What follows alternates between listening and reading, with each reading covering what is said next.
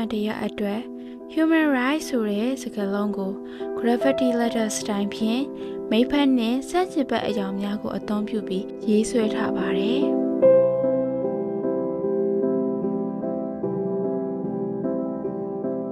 လူသားတွေရဲ့လောဘ၊ဒေါသ၊မောဟတွေကြောင့်ယိုယွင်းဖြစ်စီလာတဲ့ကလစီထဲမှာရှိနေတဲ့ကျွန်တော်တို့က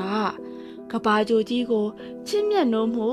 ကိုချင်းစာတရားတွေနဲ့ healing ပြန်လုပ်ပေးပြီးပန်းများကိုပြန်လည်ပွင့်လဲလာစေရန်ဒီပုံကိုရည်ရွယ်ပြီးရေးဆွဲထားပါတယ်။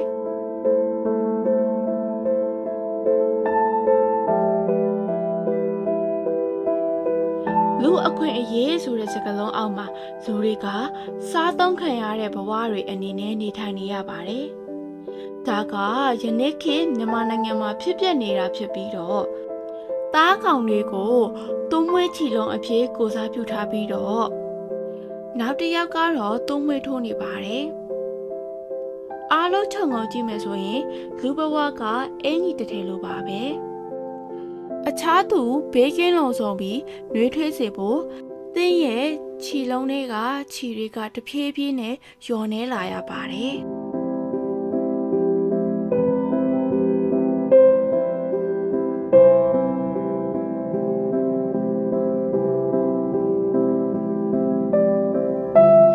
အနာဂတ်မျှော်လင့်ချက်ကိုပုံဖော်ဆောင်သူပန်းပြိုးသူဥယျာဉ်မှုနဲ့ကိုစားပြုပါတယ်။ပျော်ရွှင်စရာ positive vibe ကိုစားပြုပါတယ်။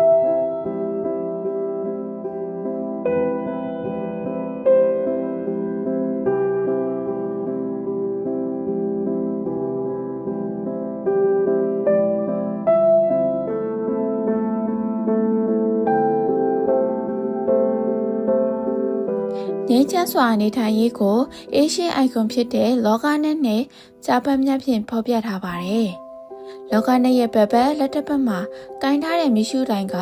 လွတ်မြောက်မှုရဲ့လမ်းညွှန်ခြင်းဖြစ်တဲ့စင်ပယ်အဖြစ်သုံးထားပါတယ်။ညဖြူများပြန်တန်းနေခြင်းကငြိမ်းချမ်းရေးပြန်ပွားမှုကိုရည်ညွှန်းပါတယ်။ကြားပတ်များကငြိမ်းချမ်းငြိမ်းအေးမှုကိုပြဆိုပါတယ်။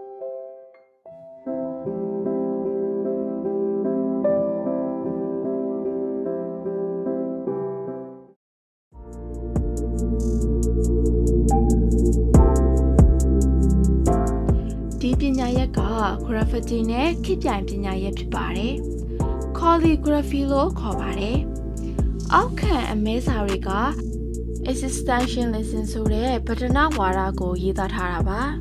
။အပေါ်ကဖျောင်းနိုင်ဒီဇိုင်းနဲ့စာလုံးများကအမောင်ခေတ်မှာဖြတ်တန်းနေရတဲ့လူနေမှုဘဝတွေကိုကိုစားပြုနိုင်ပါတယ်။ဖျောင်းနိုင်အတွင်းမှာရေးသားထားတဲ့စာများကစစ်ပွဲနဲ့လူမှုဘဝမညီမျှမှုတွေကိုရေးသားထားတာဖြစ်ပြီးဒုတိယစာကြောင်းကတော့ Can you hear cry loud လို့ရေးထားတာပါ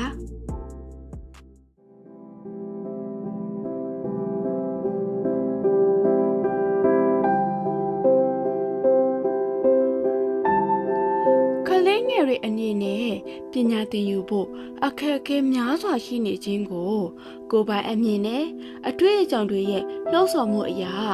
ထုတ်ဖော်ပြသတဲ့အနေနဲ့ပကြီးကတစ်ချက်လုံးကိုအဓိကထားပြီးဖန်တီးထားပါတယ်။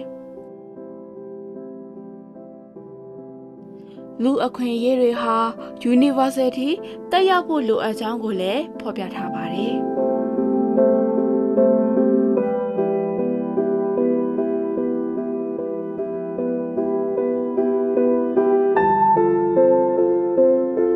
ဖြန်သူများကနိုးတိုက်သက်ဝါတွေဖြစ်ပြီးသူတို့ရဲ့ထူးခြားတဲ့သဘာဝကြောင့်သိပ္ပံပညာရှင်များက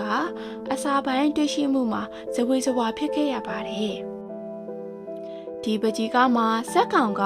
ဘိန်းပုံတံအစီအစဉ်ရဲ့အလဲဘက်ဟိုမှာရှိနေပြီးရွေလျားမှုနဲ့ချိတ်ဆက်မှုကိုကိုစားပြုပါတယ်။အနုပညာရှင်တွေက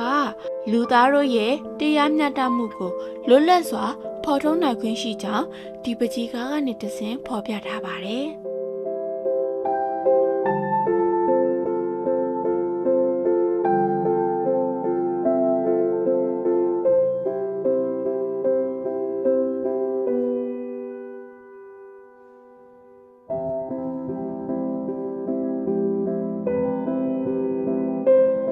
ဒီနေရန်စရိတ်ပကြီးကခလေးတိုင်းလူမျိုးဘာသာမရွေတန်းတူညီမျှပညာသင်ရေးအတွက်တရုတ်ဖော်ရေးဆွဲထားခြင်းပဲဖြစ်ပါတယ်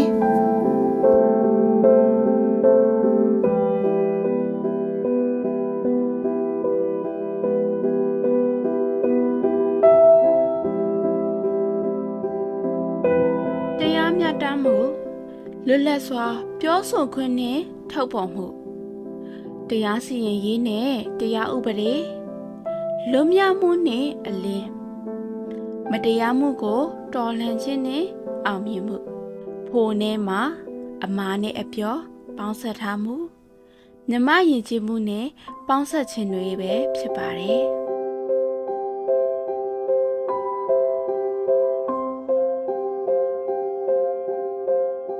လူငယ်တယောက်ဖြစ်ဖို့ဉာဏ်ပညာကျင့်နာမှုနဲ့ရဲစွမ်းသတ္တိလိုအပ်ပါတယ်။ဒါအပြင်လူနေမှုအတိုင်းအဝိုင်းကလည်းလူငယ်တွေရဲ့ဖွံ့ဖြိုးတိုးတက်မှုမှာအဓိကသက်ရောက်မှုရှိပါတယ်။ဒါကြောင့်လူငယ်တွေကိုစောင့်ရှောက်ဖို့အတွက်ဉာဏ်ပညာကျင့်နာမှုနဲ့ရဲစွမ်းသတ္တိ၃ပါးကိုစားပြုပြီးရေးဆွဲထားပါတယ်။လူအဖွဲ့အစည်းကိုတော့တောက်ပတဲ့နေအောင်ကြီးအဖြစ်ကိုစားပြုပြီးရေးဆွဲထားပါတယ်။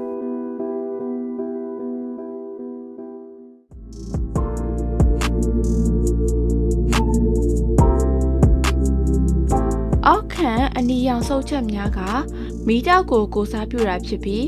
အလဲကအဝိုင်းကြီးတွေကစာလုံးတွေက Is this human right? Country safely dream ဆိုတဲ့စာတွေရေးထားတာဖြစ်ပြီးအစိမ်းရောင်စလုံးများကိုတစ်ခုတည်းပေါင်းကြည့်လိုက်ရင် resist လို့ပြောနိုင်ပါတယ်။ပထမရွှေရောင်အဝိုင်းဟာ social justice and resist operation လို့ဖော်ညွှန်းရေးထားတာဖြစ်ပါတယ်။ဒုတိယအဝိုင်းကတော့ movement ကိုရေးထားတာဖြစ်ပါတယ်။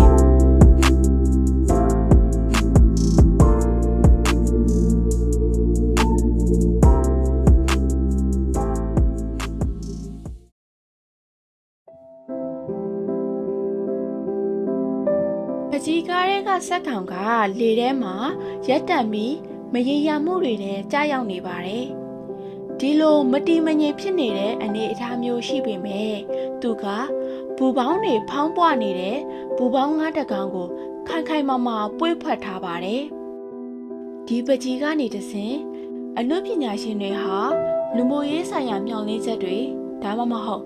ဖိအားတွေဘလောက်ပဲရှိပါစေလူသားအလုံးဟာလွတ်လပ်စွာရွေးချယ်ခွင့်ရှိတယ်ဆိုတဲ့အယူအဆကိုဒီပကြီးကားကနေတဆင့်ဖော်ပြလိုက်ပါတယ်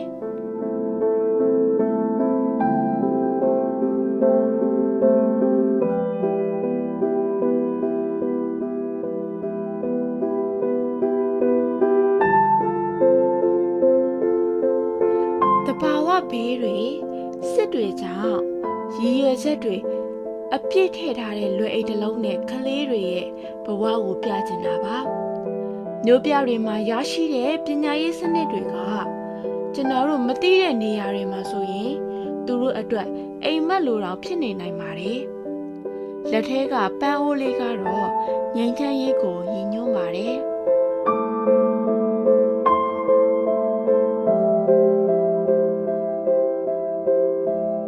ပညာရေးနဲ့အနာဂတ်ကလေးငယ်များရဲ့စိတ်ခံစားချက်များကိုအမှုပညာဖြင့်လွတ်လွတ်လပ်လပ်နဲ့ရဲဝံစွာဖော်ထုတ်နိုင်မှုပျော်ရွှင်စရာအပြုသဘောဆောင်တဲ့ positive vibe ကိုစားပြုပါတယ်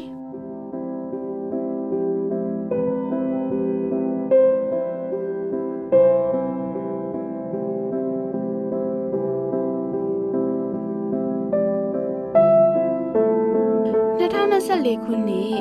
လူအခွင့်အရေးနေ့အတွက်ကမ္ဘာကုလသမဂ္ဂကထုတ်ပြန်ခဲ့တဲ့စောင်းပုဒ်ကိုရေးသားထားပါတယ်။တက်တန့်ရောင်နဲ့ညီချမ်းချင်းကိုစားပြုတဲ့ဂျိုးငှက်ကလေးတွေပေါင်းစပ်ထားတဲ့လက်ရောက်စုံတွေကိုရေးဆွဲထားပြီးကလေးငယ်တွေဖန်တီးထားတဲ့ဗကြီးလက်ရာလေးတွေဖြစ်အောင်အနည်းဆက်ဆုံးရေးဆွဲထားကလွတ်လပ်ချင်းဆိုတဲ့အဓိပ္ပာယ်ကိုဖန်တီးထားပါတယ်။